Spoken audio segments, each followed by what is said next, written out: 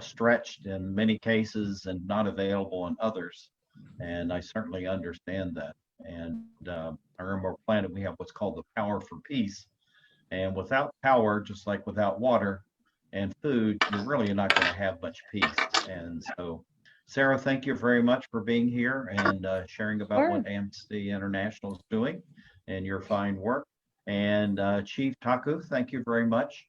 And you're fighting a huge battle, and we appreciate you for it. And thank you for your effort, your energy, and your intelligence, and what it is that you're doing. We're ready to go on to the panel number four. And Mary, we need to put up their bibliographies. I don't see them yet. If we could put those up in chat, please. They are in the chat. We have Frank, we have Dr. Beach, we have them here, but I don't see the bibliographies. Let me ask, those ones are with the Rogers. Rogers? Yeah. Can you please post their bios? Thank you. Yeah, please post the bios so we can go ahead and start with panel 4. It looks like everyone's here. Yeah. I think that's necessary for all of our guests.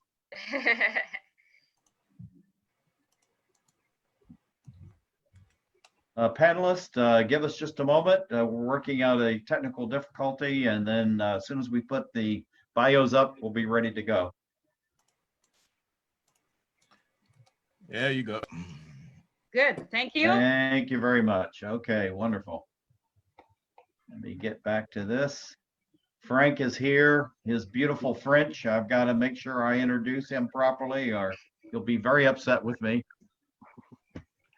Thank you. Thank you for being back. I know, I can see you, and welcome back. But anyway, you're listed as a political activist. And in our Emerald Planet, we don't do things in politics, religion, and all that. We just go follow the science. But I know that you have a fantastic background, and you really are reaching out in a very realistic way to others. So most everyone knows you. So the bio has actually been posted. I don't want to take your time, but we are exactly on 2 minutes late, but we'll make it up. But anyway, Frank, thank you for being with us. And why don't you please start and kick us off? Thank you so much for having me. It's a great pleasure for me to have this wonderful opportunity to be sharing, to be presenting with all of you. Actually, I feel very humble because I'm surrounded with great minds, and I'm amazed by the things that I'm hearing and the variety of these panels. And I was given the task to talk about the African youth and also the COVID-19 right now and what we will envision in the future with that African youth. As you know, the COVID-19 started in China and it spread like wildfire. And we can really see that what happened somewhere will affect the entire world, because what happened in China not only did not stay in China, but affect the whole world, but it also it slowed down most of the most powerful economy in the world. So if you can imagine that in the United States, in Europe, they were having some serious problem, you can imagine what was happening in Africa. So I would like to discuss a little bit about this, to the COVID-19, what the effect of the COVID-19 in Africa, and together we will see what I believe that the youth of Africa could do in the future. As we know, when the COVID-19 struck in Europe and in America, we noticed that there was a lack of supplies and the healthcare system was overwhelmed. You can guess it was exactly the same thing, even worse in Africa. We realized that actually our health system was poorly run, and in such a way that they were not able to test people, they were not able to be proactive. And so what happened is that our governments, I mean African governments, were following what European governments or what the West was doing without taking in account the reality in the ground. Like, for example, in order for the disease not to spread, they have decided that they will confine people. So they decided also in Africa that most countries should confine. The problem is in Africa, somebody works today in order to nourish his family tomorrow. So if they do not work today, then they won't be able to take care of their family tomorrow, and that is a serious problem. So I'm here to say that one of the major problems is that government is completely disconnected with the African youth. As a matter of fact, the youth are so advanced compared to the government that I believe today that government are out of touch. And the problem is that all our institutions that were supposed to protect the African youth, were supposed to allow the African to express themselves and to be really free and to participate fully, not only in the African economy, but in the world economy. This is not possible simply because we have a disconnect between our leadership and the African youth.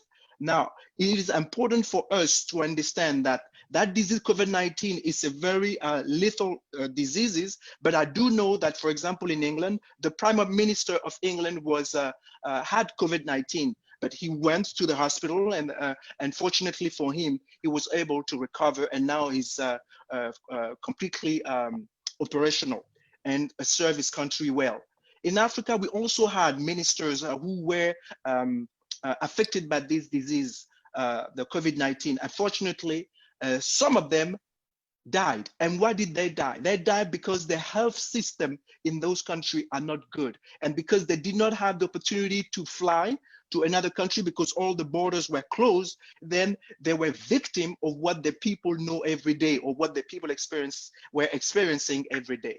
So I'm here to say that you have an African youth that is that wants to change things, and they are not expecting any more things from the West. Actually, we have great ideas. We believe that the solution that we're looking for are within, that we can find solution within the continent. The problem is everybody want to decide for us and want to impose us things, when actually you have a ripe generation of young Africans who have ideas. They have ideas because of the internet, Twitter, Facebook, and because they are able to go online to get educated. So they see what's going on in other countries, and they want to not only emulate, but to accommodate what they see to their own reality. But unfortunately, we have governments who are only catering to a certain group of people, and their youth is there and actually left by themselves, not knowing exactly what to do.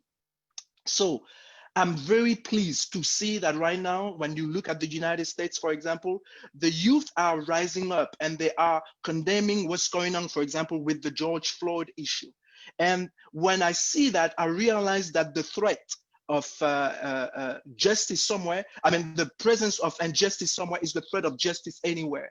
And more, the young people everywhere agreed that when there is an issue somewhere in the world, it needs to be addressed, because at the end of the day, we are all human. And if we do not take care of the issue in a particular area of the world, it will come and haunt us. So I know that today, especially in America and even in Europe, you have a lot of Caucasian citizens who are very young, who are rising up, and they are against that systematic racism.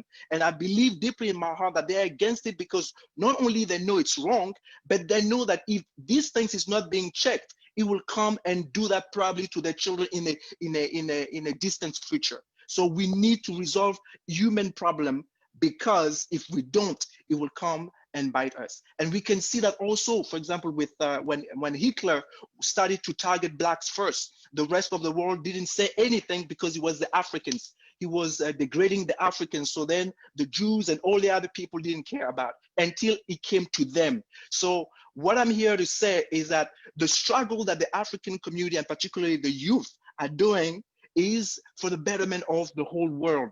So what COVID-19 has unfolded, it has unfolded that African youth has a dream, because they've been confined. And in that confinement, Of course, they are thinking, and there is now a desire of not becoming like other people, but to redefine who we are as a people.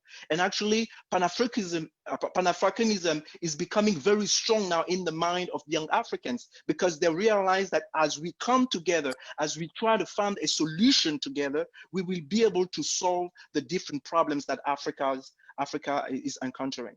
Now, there's a lot of things that are going for us, because as you all know, the African population is growing, and is growing rapidly. It is proven that we will be, and that we are, the youngest population in the face of the earth. So what are we going to do with all those young people?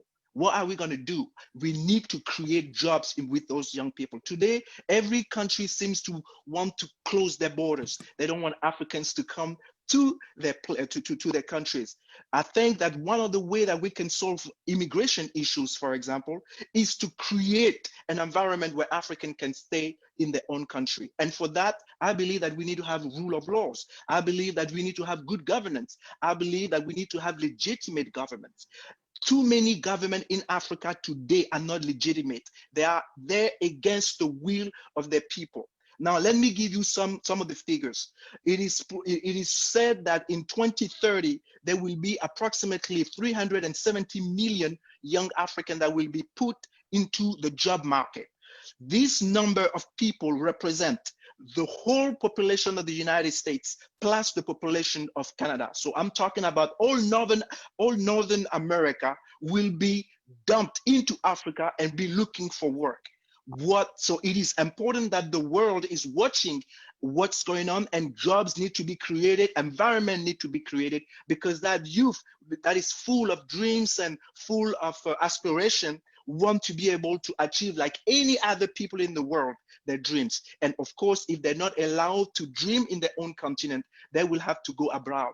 They will have to come to your place. And now we realize more and more that we do not want individualism. No, we want to be who we are, and we understand that we are different people with different background, with different culture, with different languages, and we like it like that. We do not want to be uniform, but we do want to learn to cohabit together and to work together and to make a better Africa. But in order for us to do that, we need to have control of government, and we need to have control of our economy. Unfortunately, African governments are too much controlled by the West, and the economy are too much controlled by the West, serving the interests of everybody else except us, the African. And this needs to change. One of the other things that I noticed is that Africans nowadays want to have good hospital in their own continent. They don't want to take all the time a plane to come to Europe or to the United States in order for them to have healthcare. No, they want to be able to have that in their own land. They want to be able to have jobs in their own land. But unfortunately, our resources are taken from our continent and are being used in other continents for the benefit of other people, and we are left behind. So what Africans are decided to do is to follow where their wealth and their resources are going, because it's going to Europe, it's going to America, then of course, and China and Asia, of course, they will follow their resources. So what am I saying? I'm saying that the African youth today realize that, yes, the mineral that is used to make the cell phone come from, mostly 70% of it come from Africa. So therefore, they want also to have a part of it because it's coming from the continent. Therefore, Africans should benefit from it first because it's coming from us. And so we need to reform our government. We need to reform the way we're thinking our economy. And I think if the West want to help the African youth, the best way to do it is to create a bridge, a direct bridge between the West and that youth. Because when they go through governments, what is happening is that that money never go down. It never trickle down. It's just stay there, and it's creating oligarchy. People who actually are controlling and are not allowing their people to dream. So it is important also to know that even though the African population is very young, it's very, very young, we are not represented in government. Nowadays, I would say the youngest president in Africa probably is 55 years old, and the oldest probably 80 or 75 years old. Frank, and that's 5 more minutes. Okay, and that is unacceptable because the African 70% of the African population is under the age of 30. So I'm here to say that in the year 2050, 1/3 of the youth will be African. So we need to find a way to create an environment where Africans can develop themselves and can be themselves and can enjoy fully of their continent. And like I said, we are willing to share with everybody in the world. We are willing to share our wealth. That's not the issue. But the issue is we are not willing to that people will take resources out of Africa at our expense. So this is what I wanted to share with you. COVID-19 is a very serious problem, and it reveals that when it affects one community, it will affect all the other communities. So it is important that we resolve that issue as a human issue. It's not a Caucasian or a white issue or a black issue or an African issue. It's a human problem. So as human beings, we need to resolve it. And I think also we need to change the perception of how we see Africans. We are all created equal before God, and we all desire life, and we all want liberty and also the pursuit of happiness. And I think that as African youth will take their rightful place, and the African continent will take its rightful place in the global economy, I really believe in my heart that the world will be better. It will be a better place. The world will be a more peaceful place, and it will be a more stable place. And after saying this, I will yield my time. Thank you so much for listening. Frank, you finished a few minutes earlier. We're going to share that with Dr. Malcolm Beach in just a minute, but thank you for your very enthusiastic and fact-filled information about youth on the continent. And it's something that the world is just going to have to face, because it is the youngest emerging population on the planet. And if you feel, just look at the statistic, about 850 million on the African continent about 5+ years ago. Now it's 1.2 billion, 1.2 billion. So if you look at the expansion of youth just within that short period of time, it's a very, very real dynamic. And I know that Dr. Malcolm Beach is going to be talking about this, looking at jobs, businesses creation. He has a very outstanding business background, well educated, and actually I'm right down the road from where he graduated at the National Law School of George Washington University. So Dr. Beach, welcome, and please, time for you, sir. Thank you very much. Thank you for having me. Yes, this is a very, very interesting time for everybody around the world with the COVID-19 making the headlines. But with the youth, it's particularly important because they are our future. You know? A lot of the things that we plan for, with all these great plans for 2063 and all these kinds of numbers, you know, none of us are going to be around. So we need the youth to be here to actually implement some of those plans and attain some of those goals. But I would like to say that my particular interest, of course, is entrepreneurship and business. And I think what COVID-19 did was emphasize to everybody all over the world, while the global economy is wonderful, you really got to take responsibility for taking care of yourself. You know, each country, when they shut down the airports and all the borders to anybody else, they realized they were really all alone. So they had to look to their own resources to see how they were going to survive. Many countries had relied so much on China that they didn't know what to do. I mean, China was supplying them so many goods and services that once the Chinese were cut off from the supply chain, their whole economy was about to collapse. And of course, the impact on youth was felt heaviest because many of them did not have employment, or they were new employees. They were either new in business or they wanted to go in business. They were at the beginning of the economic process, and all of a sudden the whole economy shut down. So what does this tell us?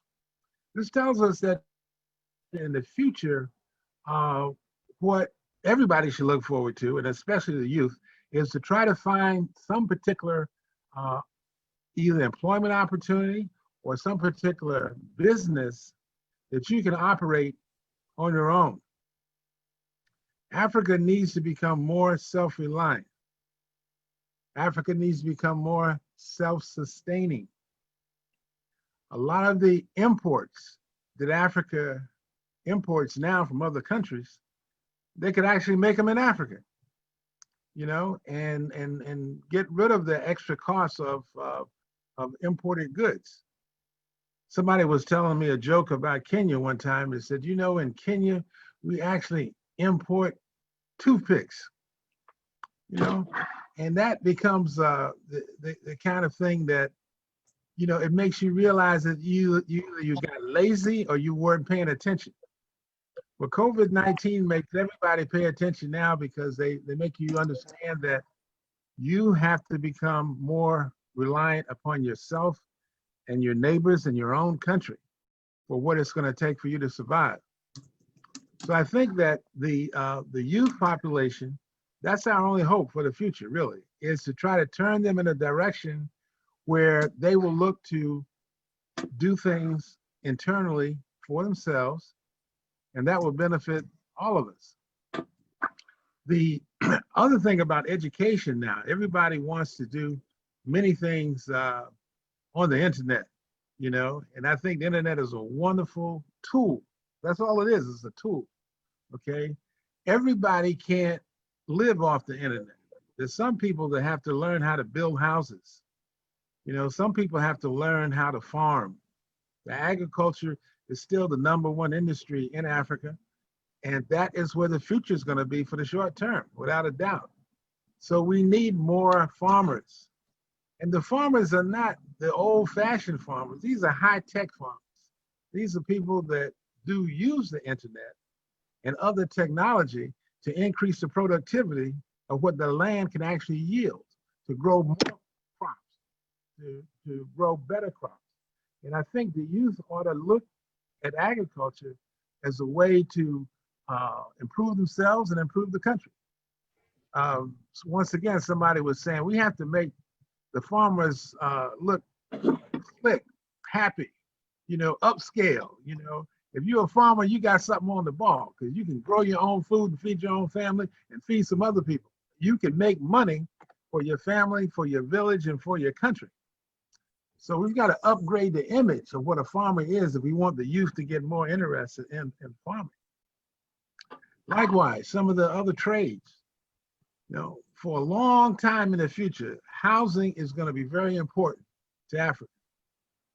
Better housing is what Africans need and want. It goes along with everything else, healthcare, taking care of kids. They got to have a good roof over their head. So we need more tradesmen that know how to build houses. You know, so housing is very, very important.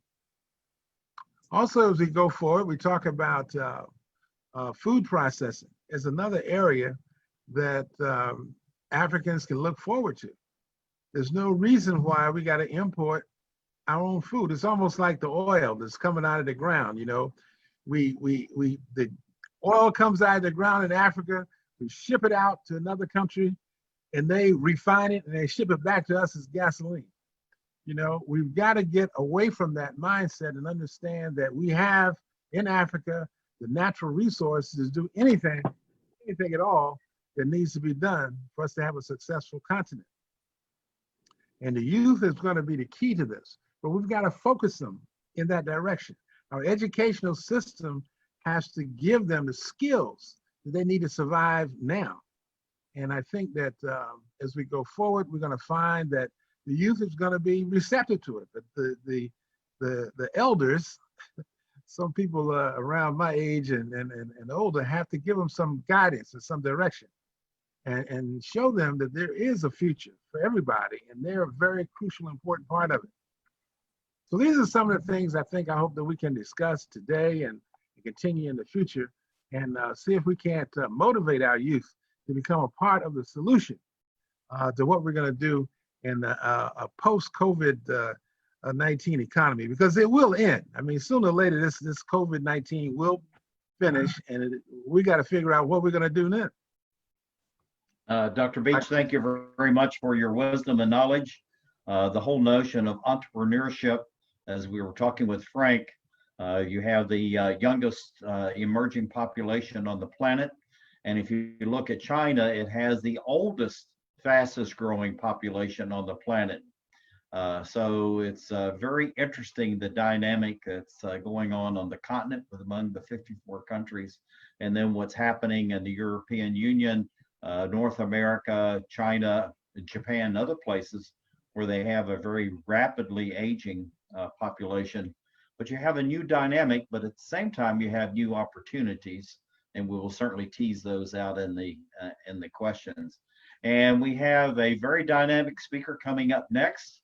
And it's good to have a female that's being represented here. And this is Naileti Honwana. She is going to be focusing on youth. She has the Black Youth Organization. And what your resume is already posted here. And it looks like you've lived just about everywhere around the world. So you certainly have an international cultural perspective on all of this. And thank you for being here and sharing. Thank you so much. I wonder if I could just go ahead and share my screen as absolutely. Barry, can Rogers bring it up? Give us a few minutes. There we go. I think Thank you. All right, so if you would all just let me know if you're seeing the presentation up. Absolutely, yes, it's up. Okay, and not with my notes, right? That's all right, no problem. And we see entrepreneurship coming up, being interlaced with all these speeches, and that's wonderful. Yes, Jobs exactly. and businesses. Okay, back to you. Exactly what we'll be talking about today. Perfect. So thank you so much. I mean, thank you for this conversation and for Watch Democracy Grow for really curating it. I'm really pleased to be here and to be a part of talking about young people, talking about employment, and specifically opportunities, right? And so just by way of quick introduction, I noticed that my bio, though it shows kind of what I do as what I call my day job at the Harry Frank Guggenheim Foundation, I'll be speaking predominantly today as the co-founder of Global Black Youth, which is an organization that is dedicated to bringing together and convening the most innovative, disruptive, entrepreneurial, and creative young Black leaders. And so it's really the things that I want to touch on today are really talking about kind of opportunities and the kind of entrepreneurial spirit, right, that Malcolm and Frank have both touched upon of young people on the continent. And what I'd like to do is to examine a little bit some of the dominant narratives and discourses around employment and opportunity, and kind of question and push us to go a little bit beyond those dominant narratives that come up over and over about young Black people, about young Black people in the global South, and specifically about young Africans. And so those are dominant narratives of marginalization, of disenfranchisement, people who live in liminal and insecure spaces.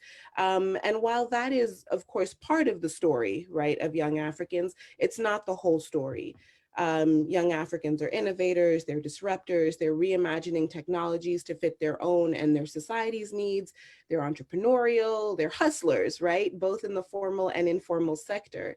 And so in the face of COVID-19, they're relying on that same kind of mentality, that same kind of hustler spirit to kind of stem the impact of this pandemic. And so just by way of a bit of background, I thought I'd talk a little bit about Global Black Youth and situate kind of where my intervention is coming from. So as I mentioned, Global Black Youth convenes disruptive, innovative, entrepreneurial young Black leaders. By Black, we refer to continental Africans, Africans in the diaspora, Afro-descendants, and the wider Black diasporic community that exists all over the world, right? And that's, in the obvious places such as Latin America, the United States, Western and Eastern Europe, but also in the Middle East, right? In the Asia Pacific, we have Afro-Turks in our networks, Afro-Chinese, Afro-Pacific Islanders, and these are all people who are looking to kind of be a part of a global community. And so what we aim to do is really establish that global community of Black youth disruptors and bring visibility to their work, and specifically their achievements harnessing technology, innovation, and entrepreneurship, while also countering the kind of inequalities and inequities that they see within their communities and societies. And so by connecting those leaders in various sectors, we're trying to create this multi-sectoral kind of cross-regional collaboration and problem solving, and really putting an emphasis on South-South connections, those connections that were broken historically on purpose, right? So trying to rebuild and establish those. And then finally, it's creating this pipeline that leads from, talents and assets, which are these young Black leaders, to opportunities for advancement of Black youth and Black communities. And so fundamentally, Global Black Youth understands Black youth as an untapped global resource with valuable and otherwise unattainable knowledge and solutions to the most pressing issues that we face today. And it's really from that assets-based approach that we engage with young Black people, both on the continent and beyond. And so as we think about, COVID-19 on the continent and the long-term, short and long-term impacts of this pandemic, I mean, it's important to kind of go over a couple of things which Frank and Dr. Beach have already touched on, right? One is that according to the African CDC, there are just over 250,000 cases of COVID-19, right? But the majority of those cases are found in specific countries. This is not something that is yet continent-wide in the same way. So it's affecting countries such as South Africa, Egypt, Nigeria, and Algeria differently, all countries who are seeing cases in the double digits, and South Africa, by far seeing the most cases and most rapid rise of cases, right? So given testing capacity and other limitations, the kind of overall number of infected is likely much greater than what is being reported. And so therefore, it's really imperative that countries on the continent use all assets at their disposal to combat further spread of the pandemic. Africa is the youngest continent in the world, as we've discussed. 70% of the population is below the age of 30, and there's an average age of 20. Right, so these are young people that are facing socioeconomic and political challenges. They stem from deficient education, from high rates of unemployment, and political marginalization. And yet, despite this, and as we've mentioned, many of them are savvy entrepreneurs. They're surviving and they're thriving in both the formal and informal economies. And so young people are dominating digital spaces, right? They're innovating, they're community organizers, they're people who create opportunities for themselves. And COVID-19 really offers us an opportunity to harness that creativity and that knowledge to help mitigate those short and long-term impacts of the virus. And so to kind of get into more specifics, I thought that I would present just a few examples of what it is that young people are doing and how widespread these kinds of interventions are. So in Burkina Faso, the National Youth Council established the Battalion 2020 against COVID-19. This is an initiative that's aimed at training and dispatching 1,500 young volunteers on health, sanitation, and social measures to prevent the spread of the virus. In Nigeria, Isaac Olufadewa and his organization Slum and Rural Health Initiative produced the hashtag Stop COVID-19 infographics. These came out in more than 60 local African languages, and they're infographics that are designed to help spread accurate information about the disease kind of across the continent. And the use of these local languages and the cultural translations that they're making with these messages are really resonating in ways that make sense to communities and enhance kind of accessibility to information and counter the misinformation and disinformation that we've seen spread across not only the African continent, but the world over as COVID has spread as well. And so through innovation entrepreneurship, we see new platforms also developing, right, that are dedicated to fighting COVID-19. And these, again, are being set up by young people across the continent. So in an effort to counter rampant misinformation in South Africa, 2 recent graduates from the University of Cape Town established the Corona app. This is a tool that centralizes information flow about the pandemic. In South Sudan, Nelson Kwaje, who's the director of the hashtag Defy Hate Now, launched the hashtag 211 Check Collective. This is a digital community of young people working in various fields who collaborate to fight misinformation and raise awareness on coronavirus prevention and protection. And again, these online digital platforms are inviting young people and the population in general to bring in ideas and share good practices in the combat to COVID-19, regardless of their skill set, right? So it's really bringing in a wide variety of young people who are kind of sitting idle, but know that they have all this creative and entrepreneurial energy to share with their societies. So in Uganda, the youth-led group Zetu Africa launched the hashtag Smarter Than Corona campaign, right? So under the slogan of Our Challenges, Our Solutions, they bring people together from all sectors of society to share information and discuss solutions to problems caused by the COVID-19 outbreak. And this kind of voluntary multi-sectoral approach, as I mentioned, really invites young people to be part of the solution to a global pandemic in which those skill sets, whatever they may be, can be employed.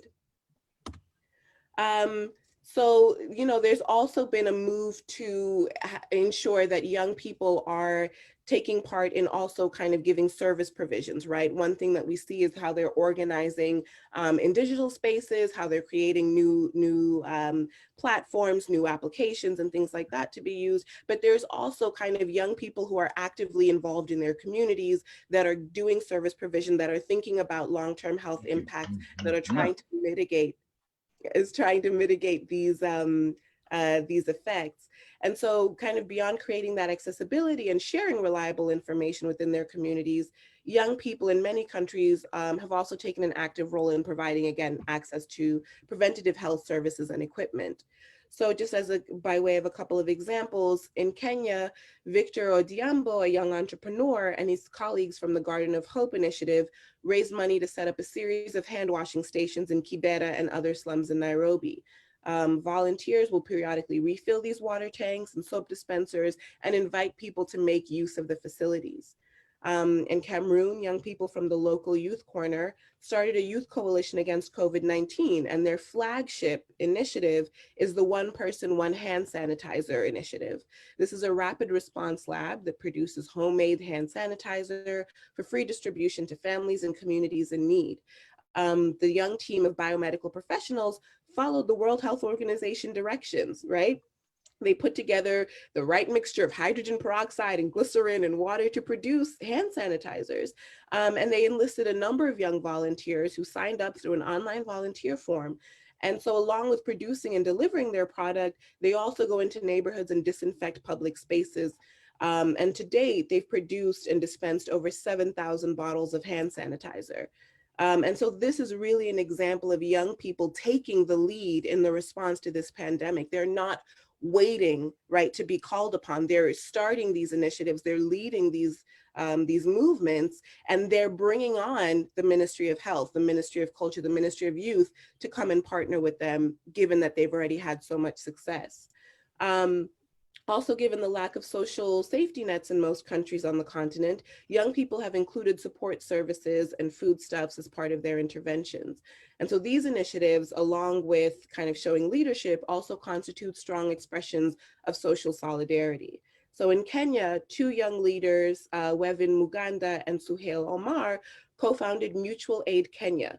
And this is a grassroots disaster relief organization that is using community-based groups in Nairobi and Mombasa to identify at-risk households. So through digital fundraising campaigns, Mutual Aid Kenya then collects mobile money donations from ordinary Kenyans to buy and distribute food packages to these households. Right, and so these kinds of initiatives are also being organized on regional levels. And so one of the organizations that exists on the continent is the World Organization of the Scout Movement. And so the Scouts operate independently in different countries, and they're providing different services. So in Ghana, the Scouts of the Ashanti region teamed up with the international chicken restaurant, KFC, to provide hot meals and water to vulnerable families. In Cape Verde, the Scouts teamed up with the Red Cross, right, to supply relief items to disadvantaged families. In South Africa and Botswana, the Rover Scouts are running errands, they're doing grocery shopping, and running delivery services for families unable to leave their homes. And then in the Democratic Republic of Congo, the Scouts is particularly looking out for young homeless children, providing them safe spaces and meals during this coronavirus pandemic. And so what these examples really show us is that there is tremendous energy and creativity as activists, as community organizers, as entrepreneurs, as innovators that are coming from young people, right? They're already engaging themselves independently of directives or waiting for government or other sectors of society to call upon them, right? They're either leading or joining civil society organizations, they're reaching out to the private sector, they're engaging with their communities and their societies. Especially in light of lockdown and other social and physical distancing measures, youth are not satisfied with being idle, right? Many are engaged and they're looking to contribute. And despite their challenges, this is a generation that's better educated than their parents, right? They've mastered and reinvented the internet and digital spaces to respond to their own contexts. And the instances that I've outlined are really only a small example of this. And so Africa's youth, is really an undervalued and underinvested in resource, right? It's often seen as apathetic or negatively disruptive, but I think it's critical in thinking about Africa's socioeconomic future and the long-term impacts of COVID-19 that we begin to engage with young people on the continent in the ways and through the mediums that they're using. Rather than adopting the dominant deficiency perspective, we really need to move to an asset-based approach to youth engagement in society and in Africa's workforce. And so, of course, while this pandemic will have devastating health and socioeconomic effects on the continent, it also highlights the myriad roles that young people can and must take in leading African societies. Acknowledging, of course, that as with all segments of a given population, they're not homogenous, they're not driven by the same aspirations, but there are many pockets of innovation, of creativity, of entrepreneurship that exist on the continent that must be engaged with and harnessed in order to effectively mitigate the socioeconomic and employment effects of COVID-19. And so with that, I will, if I have any time to yield, I will yield it. And thank you so much. And I look forward to continuing the conversation during the question and answer portion. Well, I was just getting ready to tell you had 5 more minutes if you wanted to go on, but since you've yielded the floor, Alphonsus Novlandum is here with us. We have his bio. It's already been posted. And he's the chairman of the African Diaspora Coalition, North Carolina. And also he has his own consulting services. And welcome to the conference and welcome to this great body of guests and fellow thinkers that we have around us. Thank you so much, Jack. I appreciate you moderating this section. And I feel honored and privileged to be part of this great elite and intellectual dispensation I'm hearing here. I feel unqualified to be in your midst, and I am very grateful that you may want to be a little closer to your speaker. We can barely hear you. A little closer to your speaker, please. Okay. Yes, sir. Yes, sir. Let me do that. Oh, that you're going to get very intimate and with your voice. So great. Welcome. Yeah, so can you hear me now? Yeah. That's much better. Can you hear me now? Yes, we can. Can you hear me now? Yes, yeah, we can hear you. Yeah. Yes. Okay. Sounds like well, an advertisement. Thank you so much. Can you hear me now? Honored to be part of you all. I appreciate the time I've been given to share. I think the topic I was given is youth unemployment, COVID-related, and agricultural development in Africa. And my background is in mental health, and I also am a professor of psychology at University of Manaus. I feel that I want to talk about this very touchy issue. Especially the youth. The youth in Africa is already stressed. They are already suffering great enormous pressure to find something to do. Then added the COVID-19 pandemic, which is an additional stress. According to the AU report, about 20 million jobs has been already destroyed. And not just that, almost 85 to 95% of youth in Africa experience unemployment. Cheap labor does not even make it better. And it's not even, are you're hearing me, right? We are. Okay, because I Yes, wanted, we can hear I you hold on fine. the Zoom and I hope. Yeah, we Good, can hear you good. fine. Thank You're you, sir. okay. Please continue. Okay, yes, sir. Okay, so I just wanted to share the economic impact of youth in this COVID-19 in Africa. The youth have nothing to do. You know, the first week when government issued order for everybody to stay home, all of them were home. The next thing I was hearing is, we are not suffering from COVID-19. We are suffering from hunger. They were, you know, it's hunger virus. That is what the youth were dealing with. Some of them who go out every day looking for something to do, looking for a way to help support their parents, were quarantined. They were forced to stay home. They have nothing to do. They find it difficult to even do anything. So there was an incident in Nigeria where one of the youth went out trying to find something to support his, aging and ill parent, and the security agent, one of the policemen in the locality, told him to go back and stay home. And he said, look, like the former speaker said, we live by the day.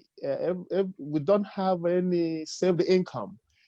Youth sustain themselves or families sustain them by going out every day, finding something to eat. And this youth did not obey the police order and said, look, just around the corner, let me go and sell one of my products. And the police told him, if you move, I will shoot. And one more step he did, he was shot dead. This was in the midst of that pandemic. And so youth was not, and again, see, the government in Nigeria or all Africa are copycats.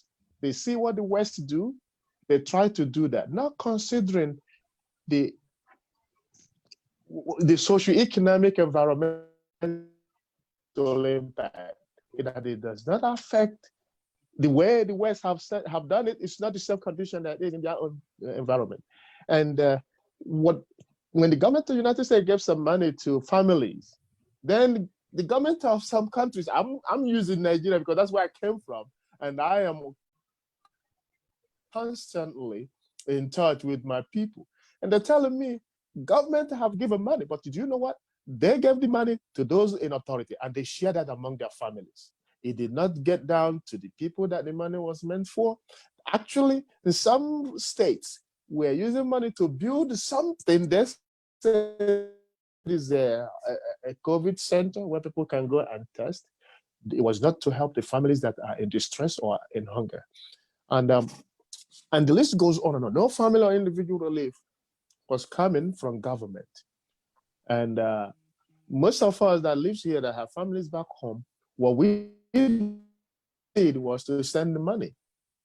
And I want you to know that almost Africans here in the United States contribute almost more than $80 billion of money towards our families back home.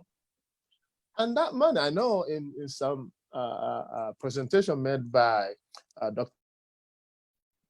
Kind of AU one time said, this money that African families remit to the African continent to support their families, it's more than the money that our government come to borrow at IMF or World Bank. We don't need to borrow money to stand up. All we need is to create an environment that can really strive for economic growth and job-related opportunities that our youth can engage in.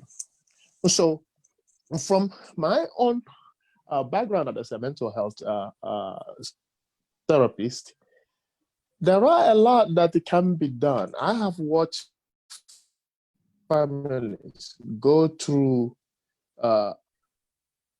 trying to make ends meet, not being able to pay their bill, take care of their kids on their parents' increase in abuse in the homes, increase of domestic violence, parents getting divorced because there is nothing. You cannot eat love every day. Yeah, I love you, but they're hungry. There's nothing to sustain the love. So people are going crazy. And there's no means to make it even better. In some states, the rationale, they tell some people to go to work someday and come back at certain hours and go there. So they are releasing individuals. And within that, the people who are in government have freedom to go from one state to another. They are living their life without even obeying the laws they have set for themselves. So we have so much at our head. And I wanted to talk about the empowerment of youth because I remember in my university days in the campus back in Nigeria, at University of Ibadan, youth's frustration and anger are channeled towards the positive use. I want to know now our youth, even those in schools, are not as vibrant and posting or using their energy towards something that can yield a change. Everybody is afraid. I remember back in university days, we have demonstrations. We can go to the state house and tell the governor, look, we are being affected. There's nothing happening in our campus. There's nothing happening in our community. And they can tell that to the governor or to the commissioners or even the ministers. But today, our youth are not channeling that energy. I can understand they are afraid because if they move more than what they were told, they will be shot to death.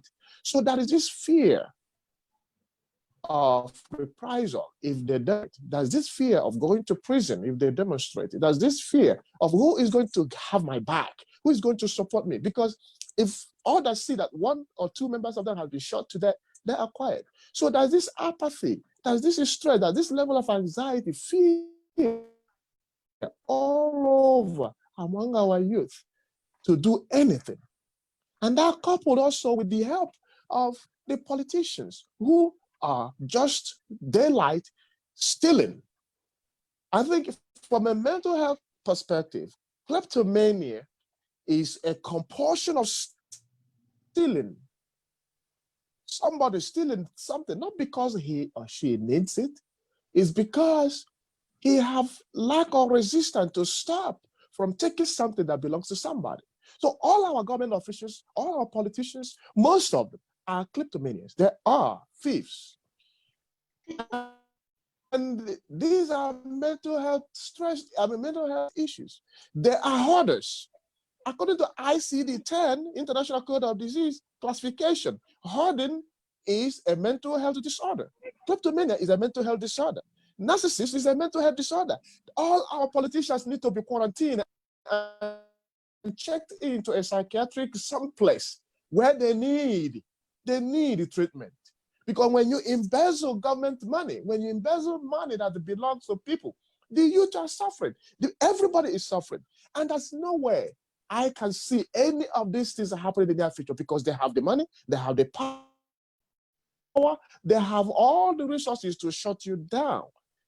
And let me come back to why or where do they get this power and support? I am turning back into the United States, the World Body Organization, the European Union. The president of this Western country supports them. I can tell you, you know this, I don't need to even tell you. Most of you will know that some of the Western government have supported the assassination of some of the leaders who meant well for the people. And they put their own puppets, those who will listen to me. So it's about time. Western government leave Africa alone. Let us control our destiny. It is about time they step back and stop coming to us as if they're helping us or giving us aid or giving us something to sustain us. We don't need those things. Africans have enough to sustain itself. The Westerns and those who support those poor, bad governments should step back and cancel their support. We don't need them. We really don't need them. We can do it on our own. We have all it takes. All we need is for them to not sponsor those governments. I can give you a list of countries that they have sponsored their leaders. If I start from Algeria, 1999, You know, they sponsor people. The names are there. Burkina Faso, Burundi, Egypt, Nigeria, Cameroon, Chad, all this, the leaders goes on and on and on and on. Those that the West, the CIA, the European unions, they have sponsored the assassination or removed those governments so that they can put people who are really disconnect to the realities of what is happening in the continent. And so now, even though I am a mental health therapist, I belong to many organizations that is happening now that Africa needs to converge with all the organizations that we have in the West. No country of this other world have developed without their diasporas. And we, the diasporas, need to come together somehow with all these organizations, form an alliance and a union that they can tell the world Africa is back to take its destiny to its own hands and not allow the puppets to rule us and dictate for us when they have no knowledge of what is going on. And so now, going back to the youth and those in the universities, we need to empower them. We need to empower them. We need to give them the resources they need. When the oldest African president is about close to 90 years old, the youngest somebody mentioned is about 50 something. No, that is unacceptable. We are here in the Western world. We are in forced exile. I live in the United States. I'm in forced exile because I want to go back home to do something. But immediately I come home, they are all over me trying to find out what is it that I'm have against the government. And they're going to send somebody to come after you. And that is why it seems that we are here. And how can we make our voice heard? I want us to be able to come together. There's an organization very recently that is formed, it's called African Diaspora for Good Governance. I think Dr. Arikana Chambori is the leader of, is the chairman of that board. And among other Africans, we want to work with the United States. I think when you say something, the rest of the world listens. For what is happening now, we don't want the rest of the world to look at the United States as not having that power because of whatever we have right now as somebody who's leading the country. But we want to be able to move forward and work with this government to stop the things that are going on in Africa, because it's about time we do that. And so now, what are the solutions to all these things? Well, I have seen you going to this, especially women suffer most. You know, that they resort to prostitution, they resort to actually robbery and stealing have skyrocketed. The men, kids are stealing, and people are engaging in a lot of bad behaviors.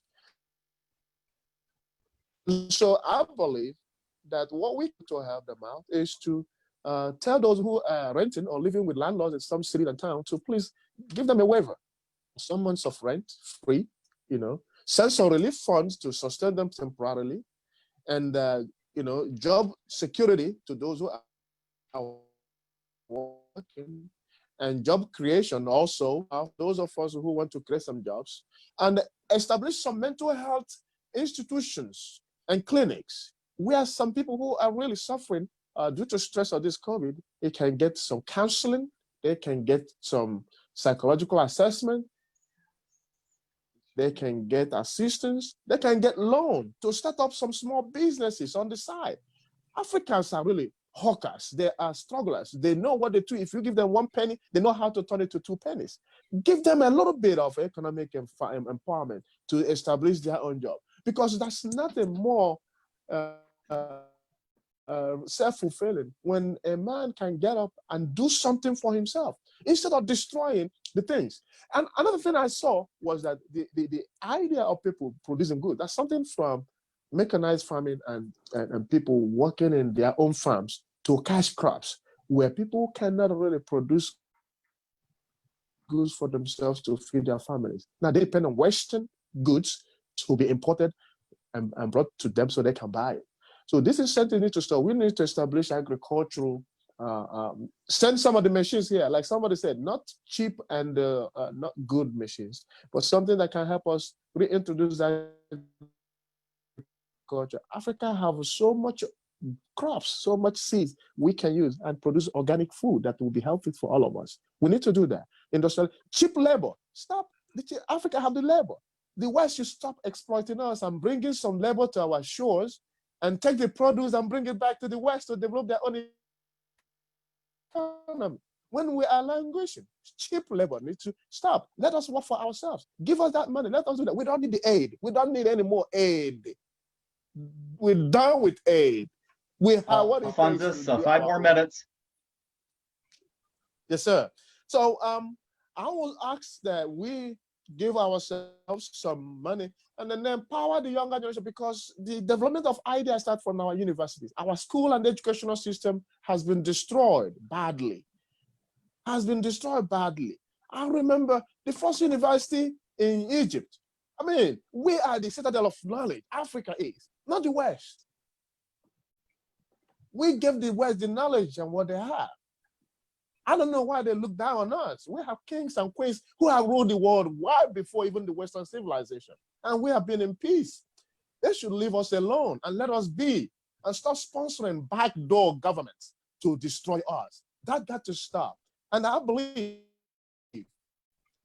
when all these things, greed is another thing I've pioneered some of this establishment in our shores they call government. When people seek your economic, all the resources in your land, and they come here and develop themselves, that's greed. I mean, we all can accept them come, we can share.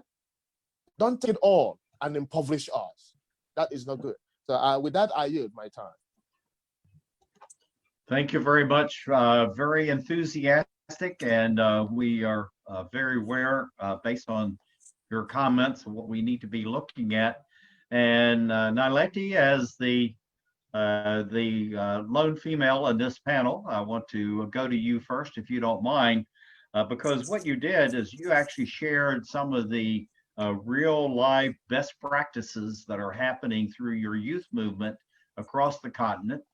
And I think this was very instructive to show that the youth really are stepping forward, and they're inventing things and creating things just almost out of thin air. Whatever's around them, they're making it happen. Tell us how through the movement that you have, the One for Black Youth, is really bringing change to the young people right now, and not waiting 5 years, 10 years, 15 years. What's happening now that's bringing this change? And share with us. We have time.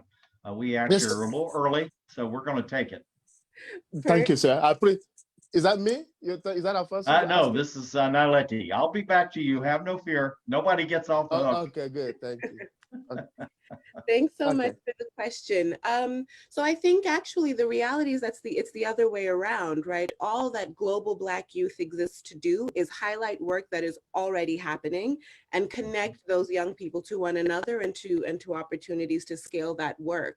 And so what's been fantastic for us is through my own work and through my co-founders' work, we have kind of worked with young people of African descent all over the world. And we've seen from place to place that there are so many synergies between the way that they're innovating, the sectoral work that they're doing, and what was missing was kind of those cross-regional connections. And so all we do, again, is to house, a space in which they can engage. And so like everybody, we always really believed that there was never going to be a time in which young people were going to sit idly by and watch COVID happen, no matter what the directives were from authority figures. But I think we were definitely surprised by the diversity of responses. Right? Global Black Youth hosted a series of webinars looking specifically at how young people are responding, how Black communities are responding, led by young people in the areas of entrepreneurship and economic development, in technology and new ways of kind of countering misinformation and in innovation and new kind of health and sciences. And there's a wealth of examples that I can give just around health and sciences that have come out of places like Ghana, Senegal, Mozambique that I haven't touched upon. And so what we've learned from them is they just need a place to connect and to show people what they're doing. And that's really what Global Black Youth is trying to do, is to just give them that platform, right? So that they can, you know, what we know about the African continent is that the expertise is there, right? When we talk about the major problems or issues that the world is facing, it's predominantly young Black people that are at the front lines of these issues. And so they have that expertise, they have that deep contextual knowledge, they understand what it is that their communities are facing, and they have ideas and solutions, but it's access, right? It's the access to resources, it's the access to partnerships, it's the access to opportunities that they're lacking. And so that's what we're trying to do, is really highlight how it is that we can provide that greater access to this, you know, population that is integral to solving so many of the problems that we see, but is so often left out of the discussions, so often left as, you know, this marginalized problem to be solved. And so just to get to your question, what we see happening is these individual and kind of sporadic initiatives, as I've outlined. And what we're trying to do is to connect those sporadic outlines into a kind of larger, broader global agenda in which we can bring resources, in which we can bring greater expertise, training, and opportunities to bear, so that that work can be scaled. Okay. Yeah, and I'm glad you brought that up, and I was really pleased with the list. I want you to send those to me, because, you know, we have the Emerald Planet Television. We cover all 54 countries on the continent, as well as the rest of the world, and we're always looking for, as we say, new talent, and we'd like to give a voice to this. We're already doing. We just did interviews on 4 water projects in Kenya this week, and so we want to accelerate this sharing around the globe through television first, and then social media. But Dr. Beach, looking at your entrepreneurship and the research and work that you've been doing, tell us a little bit about how what you're doing fits into what Naleti's doing, and how we can mesh this entrepreneurship that you're talking about with the work that she's doing, and also with Alphonsus, and also with Frank. Well, one of the major deficits in the continent of Africa is energy. So there are some people that are putting forth some energy generating projects. One project is called a waste to energy project, where they would take trash and convert it into electricity, and then connect that particular electricity to the national grid, and it would give more power to the energy needs of a particular country. Now, this particular type of project, and they can go in any country that has trash, and most countries have trash somewhere. But basically, you've got a job creation in that somebody's got to pick up the trash in an organized fashion. Somebody's got to separate the trash, you know, prior to it being utilized in the plant, and somebody has to actually operate the plant. So there's a job creation connection with energy, and certainly youth members would be great for dealing with that. And likewise, there's a new emphasis and interest in solar. You know, there are many solar farms now being developed in different countries, both familiar with ones in Kenya and Zambia, where there are areas of the country that just didn't have enough power. I mean, they may only have power 15 to 20% of the day. You know, now with these new solar farms, you're going to see an increase in power, which means that two things happen with power. Now you have an opportunity to create more jobs, because manufacturers need power. You know, businesses need power in order to operate. And that will give them a reason to hire more people, and you create more jobs. Likewise, the educational system, when kids go home, you know, they need to have light so they can do their homework. And I always say, most importantly, they need Wi-Fi. You know, we really need to have more opportunities for internet connections when kids go home. They need a tablet and access to Wi-Fi, and it would increase their educational strengths tremendously. So there's a lot of things going on, but sometimes it's in individual sectors. And right now, energy is a very, very important sector that everybody can get involved in, and it's going to see Africa grow fast. And it may be part of the solution to some of the shortcomings that we have with this COVID-19. Yeah, and I think following up on that, Dr. Beach, is the whole fact of renewable energy. There's a big project in downtown Abuja, 200 companies, the main hospital, several universities, and a number of the hotels and the hospitality industry have signed on to this. And it's 200 businesses that are depending right now on diesel generation. And so when you put in this solar energy, you'll be removing all of the green carbon or the heavy carbon that's going into the atmosphere. And at the same time, as you're saying, you're generating a whole new training base, transfer of technologies into local communities. And I think that's really a wonderful way to go. Frank, are you still with us? Yes, I am.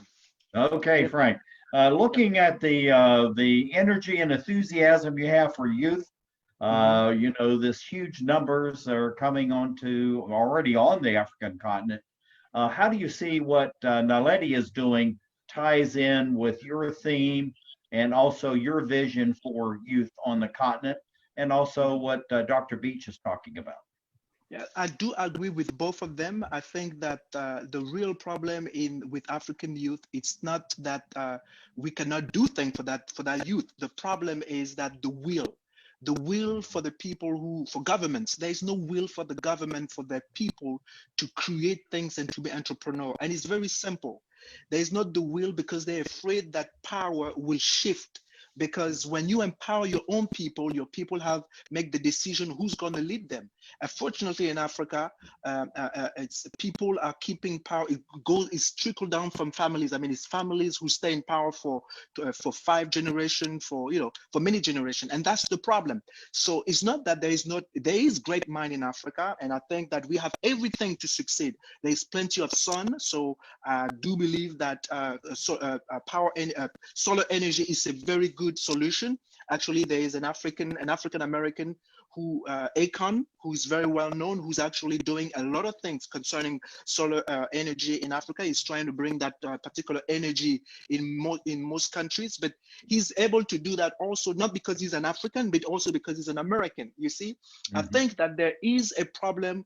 Government, for whatever reason, are afraid of a youth that is creating an independent youth, because they understand that if the youth is independent, they're going to organize themselves and, of course, kick them out of office, not by force, but by votes, simply because they have the means, they have the money.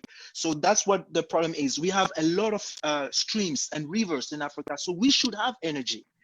All of these, we have a lot of falls all over Africa. I was told that in Zaire alone, the river of Zaire can lead up the whole continent of Africa. So I don't think that projects are not doable, but I think it's the will.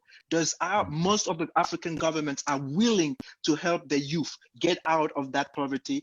And the answer, unfortunately for me, it's not. Okay, thank you very much. Alphonsus, looking at your work and the research that you've been doing, you're talking about the youth were told to go home, stay home, don't be out in the streets. Yet on a day-to-day basis, they need to be helping their families as far as food and sustenance, energy is concerned. What do you see as 2 or 3 very positive projects that you have seen, or what would you suggest as far as positive ways for agriculture, for energy? What do you see for the future of the youth and how they can contribute? Looking again at Naledi's very long document and presentation about these projects are going on for COVID-19, how can this continue beyond COVID-19?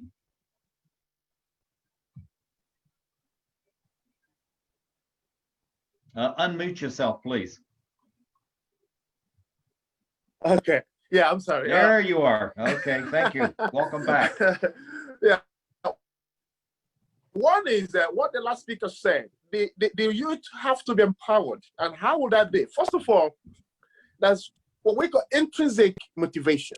They have fear and faith don't mix up. They have to remove their fear and have a faith that is doable.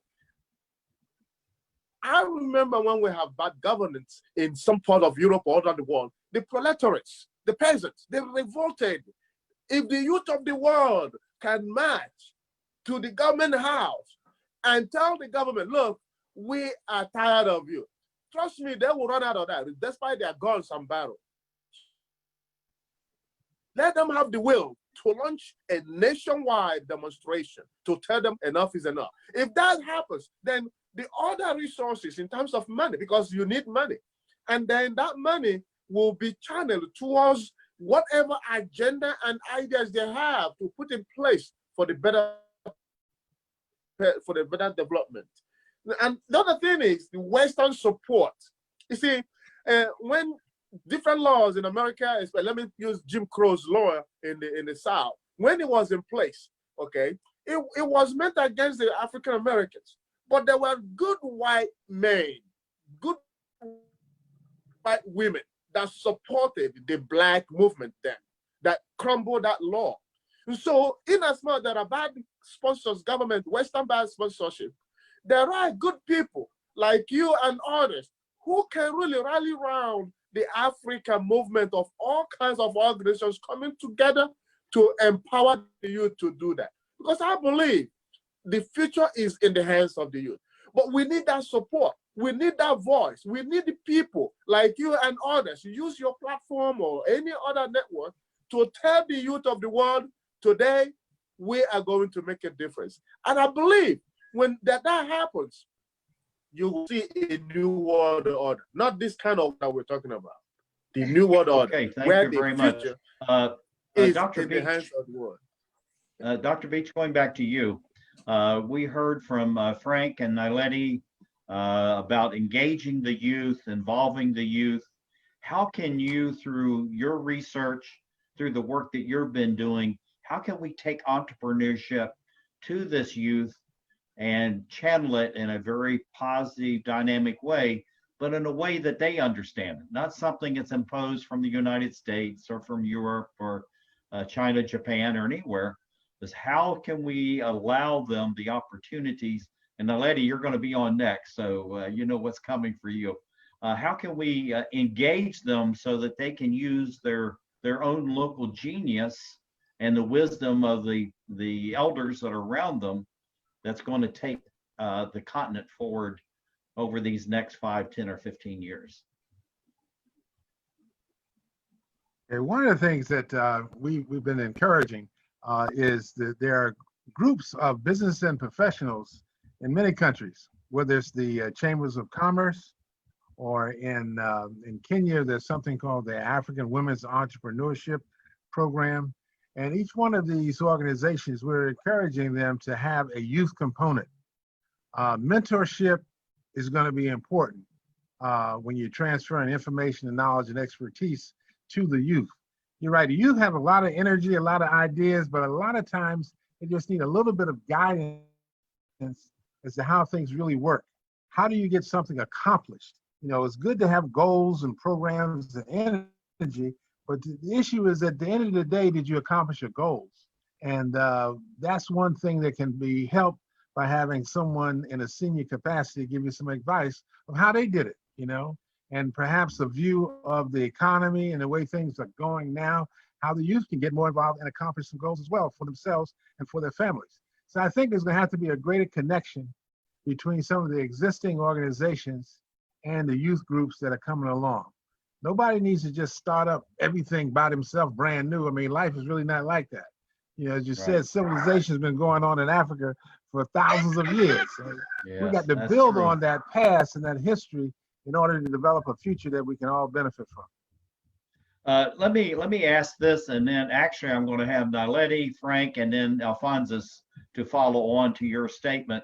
But you have these remittances. It's billions of dollars worth that are coming into the continent on a year-to-year basis. In many cases, the remittances are much larger than any of the aid or investment that's coming out of North America, Europe, Asia. how do we channel that into the youth so that there's funds available, maybe 1% of it, 2%, 5%, whatever it may be. But what do you see as far as your entrepreneurship looking to these remittances instead of just going to consumable goods, being channeled a certain percentage of it into new business creation? You know, you're gonna cause me to give a commercial now. So listen, this is what I've been You have the working form, on. sir. You have the form. Go for it. I've been working on this for the last, I don't know, it seems like 15 years. But the whole issue of when you say remittances, the remittances come from the diaspora. Correct. The diaspora is the golden bullet for impacting economic development in Africa. The diaspora has talent, but as you just said, it has money. The thing with the remittances that has to happen now, you have to begin to channel that money into specific economic development opportunities. One such organization is called the Kenyan Diaspora Alliance. What they're doing in Kenya, they have an investment club. They have a diaspora investment club where they're saying, okay, you already sent the remittances to your grandmama so she can take care of some things. But hey, now let's put aside some money to develop some business activities, some opportunities for us to develop our economy and our community. So the next stage of the remittances is to begin to channel it into specific business opportunities in that individual country. Okay. And one thing that has to happen, because it hasn't happened in the past, when the diaspora has tried to do that, put money into business, they hadn't had an organization that would back it up. Oh my goodness, we got too much going on. It didn't have an organization that would guarantee that the money would be properly invested. So I think that each country has to take a look at that. That is how you're going to get more remittances that put into economic development and job creation.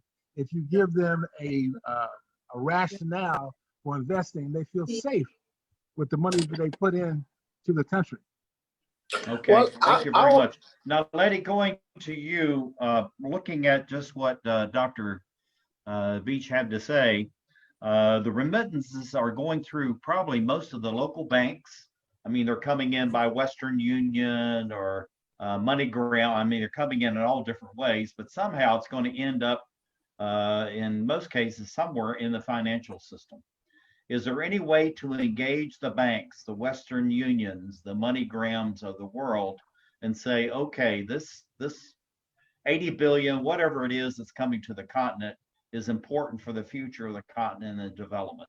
People need it for food, they need it for energy, they need to sustain daily life, but at the same time, they have to look about the future and all this tremendous amount of youth. I mean, just the raw energy, the incredible numbers. Can these financial institutions in any way be engaged, do you think, and the wire transfer systems to channel money into real businesses for youth and allow them to start, in essence, developing and feeding their own communities? Definitely, that's a great question. And I'm going to put that same question to Frank as well, so he can be getting ready to think about it. And I want to chip in after that.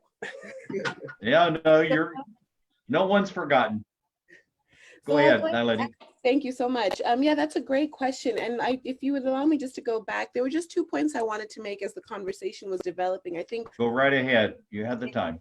You know, we've been talking, you know, about kind of African governments. And one thing I just wanted to kind of point out is that, of course, like anything, African governments are not this kind of homogenous group, right, block. And so what we do see is not only in the response to COVID, but also in the way that they've engaged with youth and their youth populations, there has been difference, right? So the Rwandan government, you know, was part of sponsoring an eco-hack in 2018, where they brought together about 100 young African hackers from all over the continent, right, to work on digital economies and develop their thinking around that. Cote d'Ivoire and the Burkinabe government have been part of a pilot program led by UNDESA, right, to further incorporate young people in their ministries and in the kind of countrywide development, right, around agriculture and things like that. And so we do see different governments engaging in the ways that they can, or the ways that they see fit, specifically around youth and youth issues. And so I think it's important, as we continue to discuss, 54 countries, that we are aware of some of the differences in the ways that they're engaging. And then second is also to remind ourselves that, youth engagement and youth involvement in politics and socioeconomic issues is something that has been happening, and it's ongoing, right? Not 10 years ago, we were looking at not only the Arab Spring, but social movements and protests happening in Senegal, in Mozambique, in South Africa, in Uganda. So there is this, there are ebbs and flows in the way that young people kind of engage with politics, how they do contentious politics. We see this moment now again, right, where we see overwhelmingly African support for the African-American condition in the United States. And it doesn't only, it's not only that they're supporting their brothers and sisters across the Atlantic, but they're seeing themselves reflected. They're seeing their own interactions with authority and with police and with the military where they are. And so these kinds of movements and these kinds of, this kind of engagement is happening even amid some of the oppression and repression that we see. And so I think that harnessing that and focusing on that and allowing that to kind of grow organically is perhaps a more productive road in terms of how we engage with young people. Okay. Let me go to Frank, but I do want to come, because I'm going to go all the way around again.